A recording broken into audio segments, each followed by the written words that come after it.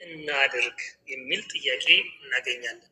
ወንድሞች ሆይ ምን እናድርግ አሉ የሚል ቃል እናገኛለን። አጠር ስናደርገው ምን እናድርግ የሚል ጥያቄ እናገኛለን። እንግዲህ ይሄ ቃል በዛሬ ዕለት በጣም አስደማሚ የሆነ ጥያቄ ተደርጎ ይወሰዳል። ተገቢ የሆነ ልባዊ የሆነ የአፋ ያልሆነ የታይታ ያልሆነ ከልብ መመለስ የነበራቸው ሰዎች ቃለ እግዚአብሔር የገባቸው ሰዎች ስለ እውነት የጠየቁት ጥያቄ እንደሆነ እናገኛለን። ዛሬ እንደ ቤተክርስቲያናችን ስርዓት ዛሬ የምለው ነገ እሑድን ታክኬ ነው ማለት ነው። በዓለ ሀምሳ ይባላል። በዓለ ሀምሳ ማለት ኢየሱስ ክርስቶስ ሞትን ድል አድርጎ ከተነሳ 50ኛ ቀን ማለት ነው። በዓለ ሀምሳ ይባላል። በዓለ ጰራቅሊጦስ፣ በዓለ ጴንጤቆስጤ ወይም መንፈስ ቅዱስ ከሰማየ ሰማያት ወርዶ በ120ዎቹ የጌታ ቤተሰቦች ላይ እንደ እሳት ያረፈበት የወረደበት ቀን ነው። ለሐዋርያትም 71 ቋንቋ እንዲናገሩ በተጨማሪነት የተቀበሉበት ቀን ነው። በዓለ ሀምሳ ወይም በዓለ ጰራቅሊጦስ፣ በዓለ መንፈስ ቅዱስ ተብሎ ይከበራል። ቀድሞ የእስራኤል ቋንቋ ይናገሩ ነበር። 71 ተጨመረላቸው 72 ቋንቋ እንዲናገሩ የሆነበት ቀን ነው። ቤተ ክርስቲያን የተመሰረተችበት ቀን ነው። በይፋ አገልግሎቷን የጀመረችበት የጌታችን የአምላካችን ደቀ መዛሙርት በይፋ አገልግሎታቸውን በተአምር በድል አድራጊነት በመንፈሳዊ ድፍረት በክርስቶስ ኃይል የተናገሩበት ማስተማር የጀመሩበት ድንቅ ተአምር በኢየሩሳሌም የታየበት ዕለት ነው። በዚህም ነው የቤተ ክርስቲያን ምስረታ በአዋጅ የታወጀበት ቀን ተብላ ትነገራለች ማለት ነው።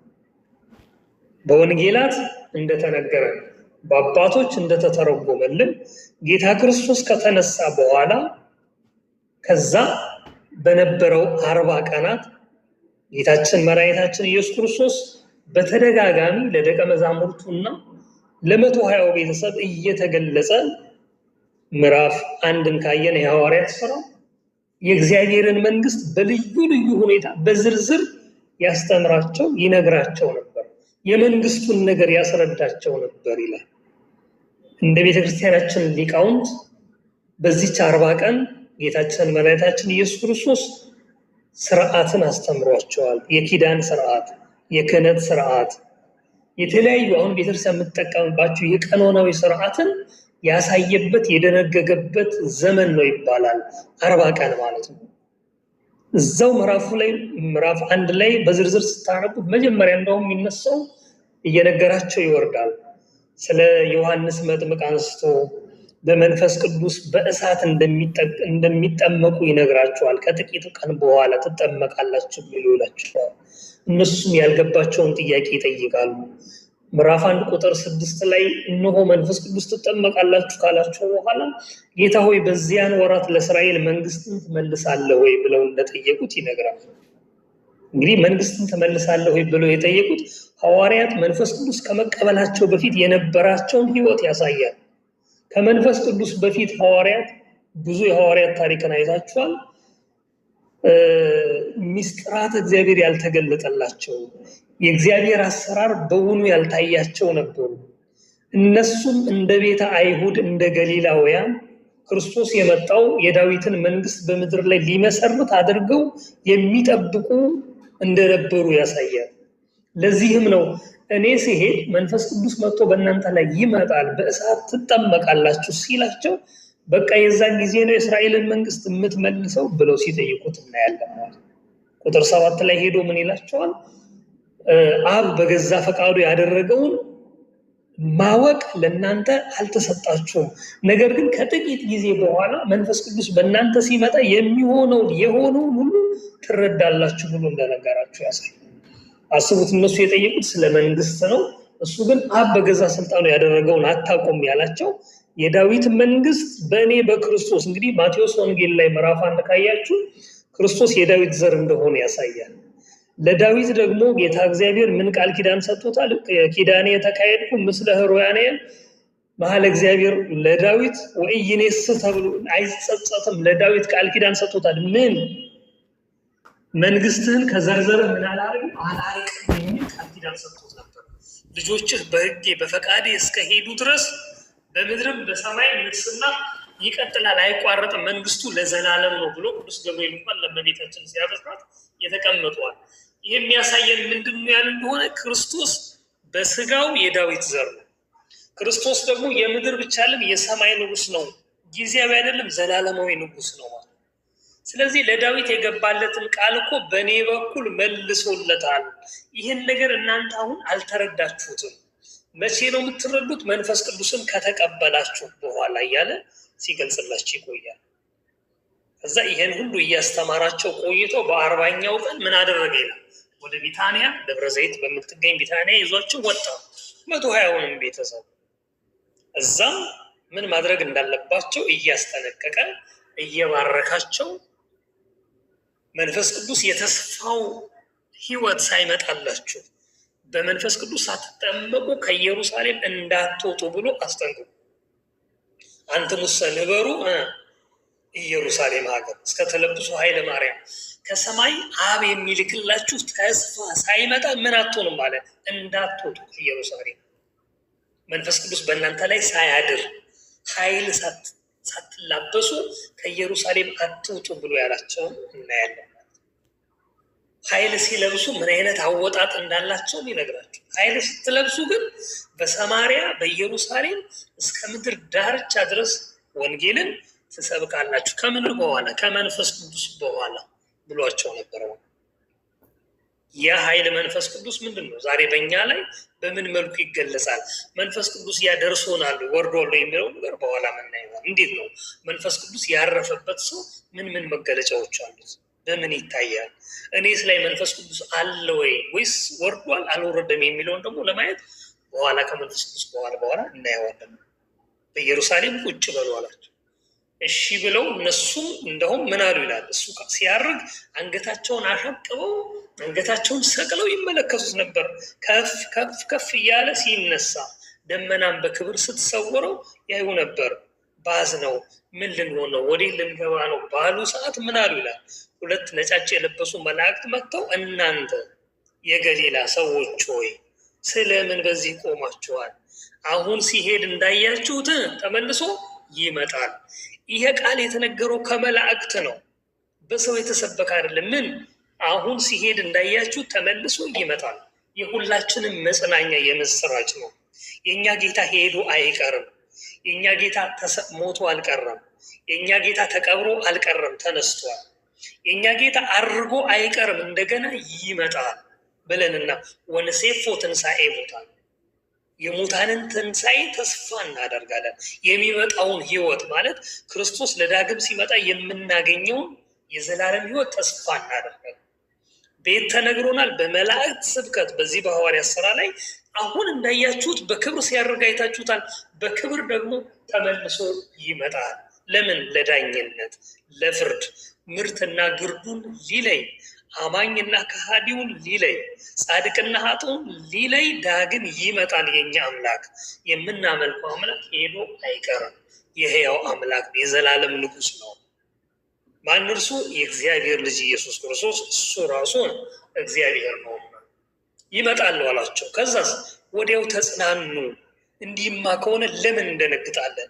እሱ እንደሚመጣ ካወቅን አባታችን የተመካንበት የቴቤዥን ጥሎ እንደማይጥለን ከተነገረንማ በዚህ ምድረ በዳ ምን እንሰራለን?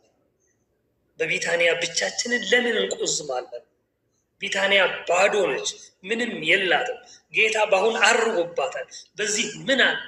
እንመለስና ወደ ኢየሩሳሌም እንመለሳሉ። ወደ ኢየሩሳሌም ተመለሱ። አዎ አምላካችን ይመጣል። ቢታንያ የተባለችው ዓለም ውስጥ ለምን እንጨነቃለን? ለምን እንፈራለን?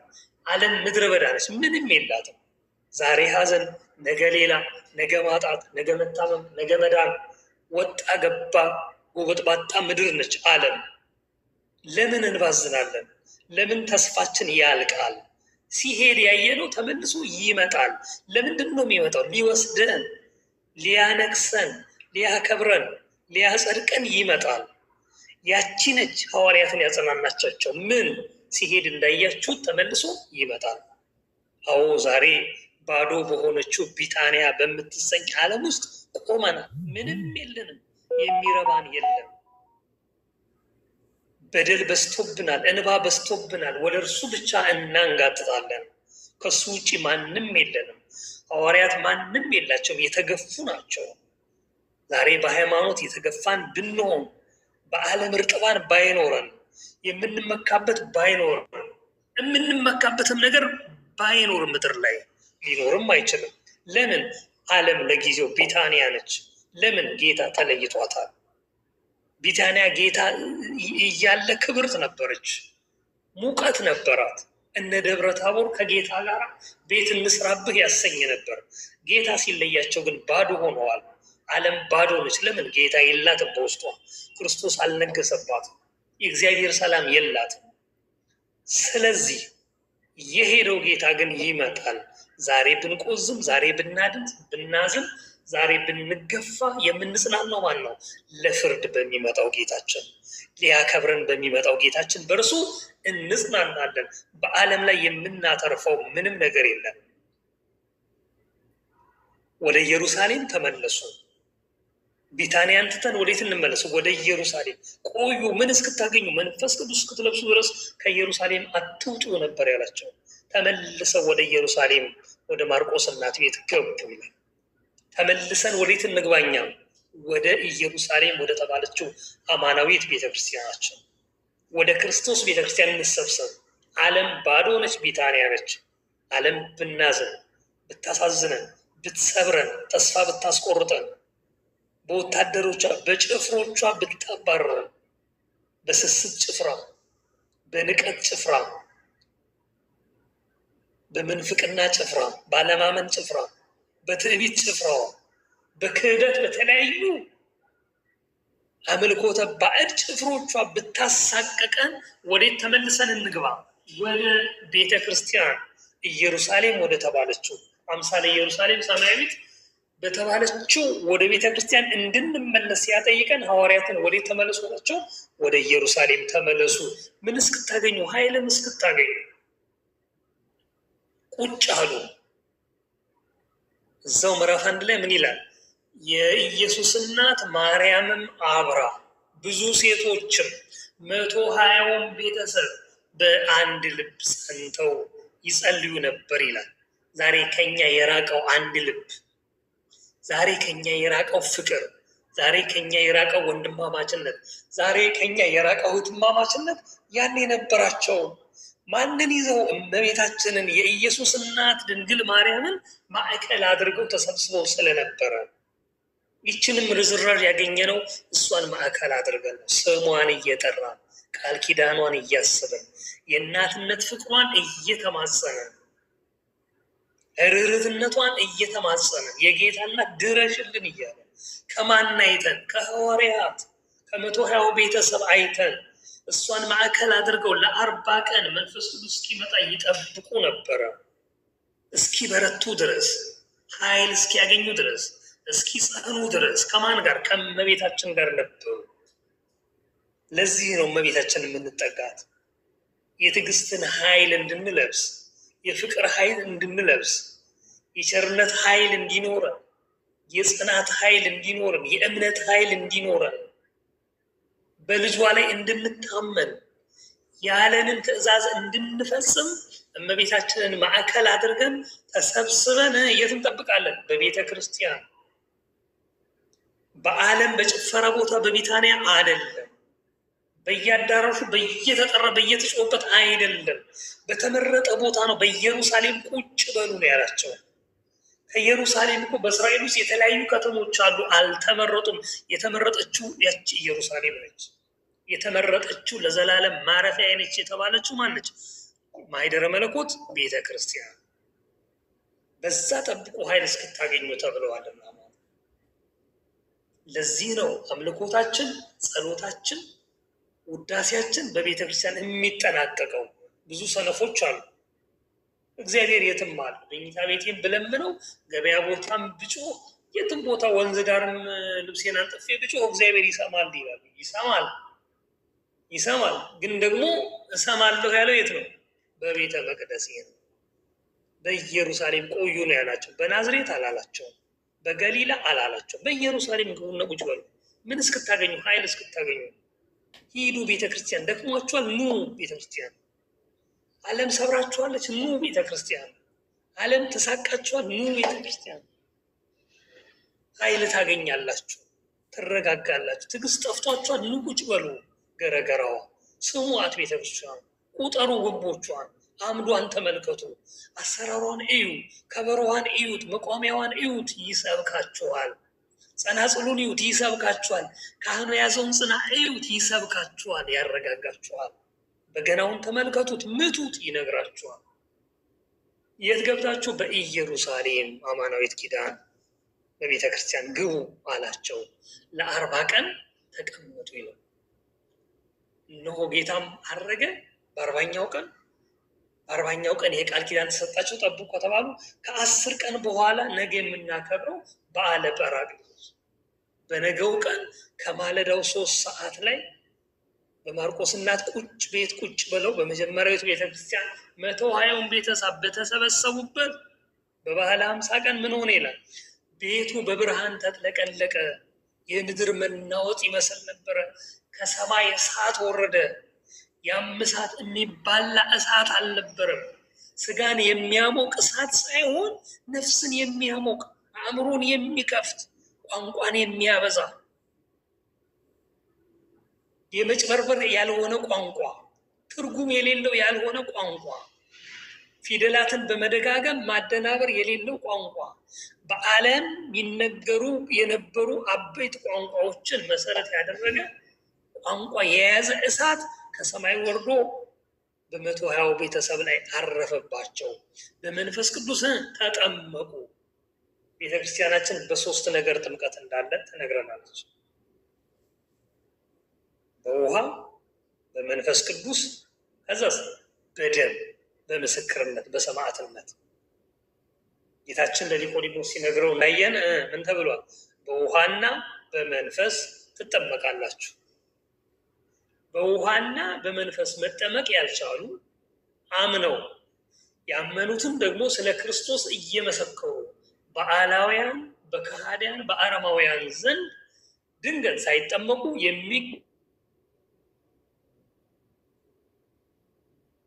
በራሳቸው ደም ጥምቀት ይሆንላቸዋል። በምን እናጠይቃለን? ጌታችን በዕለተ ዓርብ በቀራንዮ ሲሰቀል ለወንጌሎስ በወጋው ጊዜ ከጎኑ ምን ወረደ ይላል? ደምና ውሃ ወረደ ይላል። ውሃ ለጥምቀታችን፣ ደሙ ለመዳኛችን። በሌላ ደግሞ ደሙም ውሃም ለጥምቀታችን እንደሆነ ያጠይቃል። ሰማዕታት በደማቸው ተጠመቁ። ምዕመናን በመንፈስ ቅዱስና በውሃ ተጠመቁ። ሐዋርያትስ በእሳት ተጠመቁ። አንዳንድ ሰነፍ ወገኖቻችን አሉ፣ ሐዋርያት መች ነው የተጠመቁት? በ40 ቀን ነው በ80 ብሎ የሚያነሱ አሉ። ኧረ የሐዋርያት ጥምቀት ቢሉህን ጥምቀት ነው እንዴ? በእሳት መንፈስ ቅዱስ ነው የተጠመቁት። አንብበው ይነግራል። የሐዋርያት ስራ ቅዱስ ሉቃስ እንደጻፈው እሱም ራሱ እንደነገራችሁ በመንፈስ ቅዱስ ትጠመቃላችሁ አላችሁ። 2 ላይ ስትገቡ ደግሞ በእሳት አምሳል መንፈስ ቅዱስ በላያቸው ላይ አረፈ ይላል። ከዛ ሁሉም በልሳን ተሞሉ፣ በቋንቋ ተሞሉ ይላል። እኒሁ ሰነፍ ወገኖቻችን ዛሬ መንፈስ ቅዱስ ሞልቶናል፣ ልሳን እናገራለን። ከዛስ ዲዲዲዲ ዳዳዳዳ። ይሄ ልሳን አይደለም። ልሳን ማለት ቃሉ ግዕዝ ነው፣ ሌላ ነገር አይደለም። ግዕዝ ብሂል ደግሞ በአማርኛ ሲመጣ ቋንቋ ነው፣ ሌላ ታሪክ የለውም። የተጨነባበረ ነገር የለም። አንድ ሰው በመገለጥ የማያውቀውን እንግሊዝኛ ቢያወራ፣ ያልተማረውን ፈረንሳይ ቢያወራ፣ ያልተማረውን ላቲን መናገር ቢችል ላቲን ልሳን ተገለጸለት ማለት ነው። ያልተማረውን ስፓኒሽ ቢያወራ በዚህ ልሳን ተገለጸለት ማለት ነው። ነገር ግን ለማንም ለምንም ለማነጽም ለተግሳጽም የማይሆን ፊደላትን እየደጋገሙ አሁን ወገኖቻችን እንደሚያደርጉት ማደናበር ግን አጋንንታዊ ትርጉም እንጂ መንፈስ ቅዱሳዊ ልሳን አይደለም። አብነታችን ማን ነው? የሐዋርያት ሥራ ምዕራፍ 2 71 ልሳን ተገለጠላቸው። ለማን? ለሐዋርያት።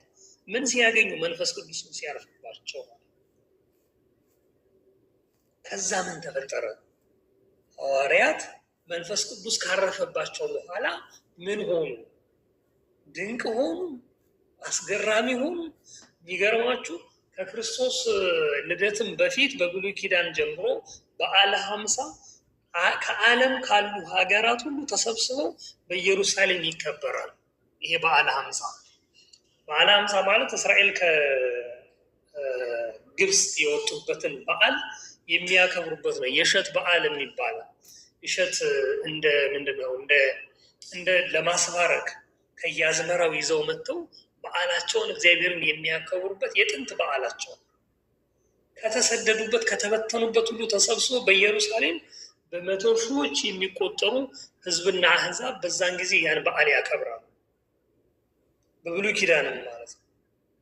በዛን ጊዜ ደግሞ ክርስቶስ እንዲህ አድርጎ ሞትን ድል አድርጎ ካረገ በኋላ የዋለ የመጀመሪያው 50ኛ ቀን። በዚህ ቀን ሐዋርያት ከነሱ ጋር አይደሉም። በኢየሩሳሌም ቤተ መቅደስ አካባቢ ቤተ ምኩራብ አይደሉም። ነገር ግን ለብቻቸው የራሳቸው ቤት ውስጥ ሆነው ነው መንፈስ ቅዱስ ይወረደላቸው። በከተማው ሙሉ የሞላው ሕዝብና አሕዛብ ወደ ሐዋርያት የወረደውን መንፈስ ቅዱስ ድምፅና እሳት ባየ ሰዓት መጥቶ ቤታቸውን ከበበው። ተአምር ወረደ፣ ድንቅ ሆነላቸው ብሎ መጥቶ ቤቱን ከበበ ይላል። አስቡት፣ ሐዋርያት እዛች ቤት ውስጥ የተቀመጡት ተደብቀው ነው፣ ፈርተው ነው፣ ዓለምን ፈርተው ነው። ወደ ቢታንያ አውጥቶ ከፍ ከፍ ብሎ ሲሄድ አይተው ከኢየሩሳሌም እንዳትወጡ ተብለው የተቀመጡ ነበሩ። በፍርሃት ውስጥ የነበሩ፣ ተደብቀው የነበሩ ፈሪዎች ናቸው። በእምነት ያልጸኑ ናቸው ሐዋርያት። ከዛ በፊት አይታችሁታል ቅዱስ ጴጥሮስን አይደል? በዕለተ ሐሙስ በ3 ሰዓት ልዩነት ጊዜ ምን አደረገ? 3 ጊዜ አምላኩን ካደው። አለት ነህ ብሎ የሾመውን አምላክ አላቀህም ያለ ቅዱስ ጴጥሮስ ወታደር ሳያስፈራራው አንዲት ምግብ አብሳይ ብላቴና ታናሽ የምትሆን መታ አነጋገር ክርስቶስን ይመስላል ብላ ባለችው ጊዜ ተደናግጦ የምትይውን ሰው አላቀውም እስከ ማለት የደረሰ ግማሹ ጥሎ የጠፋ ነው። እነ ሉቃስና ቀለዮጳን አይታችኋል። ደንግጠው ፈርተው ወደ ኤማውስ የሸሹ ናቸው።